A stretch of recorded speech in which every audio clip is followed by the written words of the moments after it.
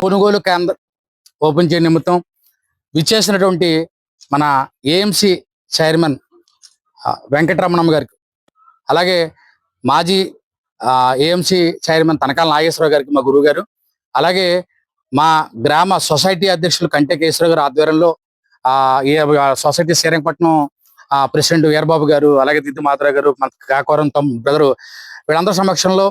ఇవాళ కార్యక్రమం ధాన్యం కొనుగోలు కార్యక్రమం కేంద్రం మా బూరుపుల్లో జరగడం చాలా గొప్ప విశేషంగా భావిస్తున్నాను. ఈ రోజు మనం ఏమవుతుందో గత ప్రభుత్వంతో పోల్చుకుంటే కనుక ఎన్డీఏ కూటమి అధికారంలోకి వచ్చిన తర్వాత ఏదవుతుందో బలరామకృష్ణ గారు కావచ్చు, బొడ్డు గారు స్నేహాస్తంతో ఇవాళ కూటమి ఆధ్వర్యంలో సొసైటీ ప్రెసిడెంట్ గా మా కేశవరావు గారు ఎంతో అనుభవించినటువంటి కంటే కేశవరావు గారిని మేము కూటమి తరపున ఎన్నుకోవడం కూడా మేము శుభపరిణామంగా భావిస్తూ, ఎందుకంటే గత ప్రభుత్వాలు రైతులకి సరైన